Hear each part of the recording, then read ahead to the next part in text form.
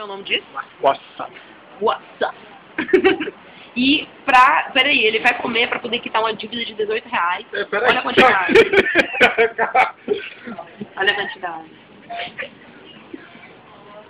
Ó, o Daniel tá filmando, porque o Daniel é o diretor, e o Félix tá comendo um negócio todinho desse verde. Dizem que é muito apimentado.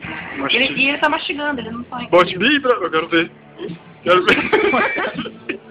Cara, ele botou uma flora de bicho verde na boca. E parece que tá fazendo mal, velho. Tu engoliu. É isso, valeu. Talvez ele vomite agora.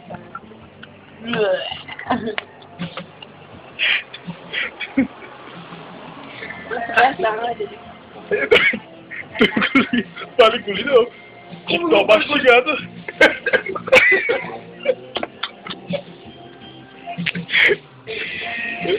Tu roubou, velho. Roubou? Tu roubou. Roubou. Eu tenho que mastigar? Tem que mastigar. Agora a gente vai comer outro. Vale. Meio. Olha, não, Vai, depois pega tu um mastigou. bolinho. Tu engoliu, se fosse pra engolir, engoliu Vou também. engolir, tu não sente gosto. É. Tem que mastigar. Vai. Agora eu vou comprar um aqui. Tá, deixa eu dar um golinho, vai. Vai, a gente compra refrigerante, vai. Olha, isso tá com uma botação na minha garganta. Vai, mas come, ó. Vai, Félix, então diz que eu vou parar de comer. Bora, meu filho. Ó, a gente vai comer uma bolotona dessa. Bote na livre e mastiga. Pra mastigar.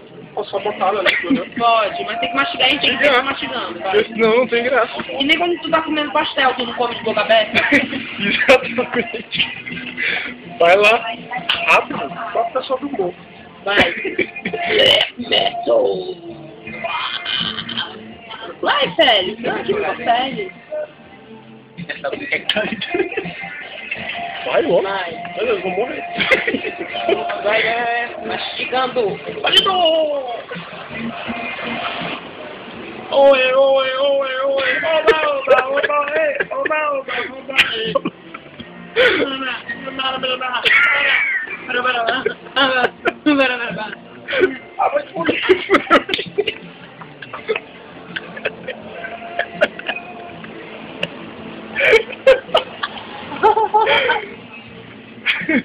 Vai cuspir? Eu quero já... Ele tá chorando. Tá chorando. É, foi feito. Eu de emoção. Vou fazer negão chorar. Caralho, foi massa demais. Vai pensar. Tu quer que eu cheque essa porra?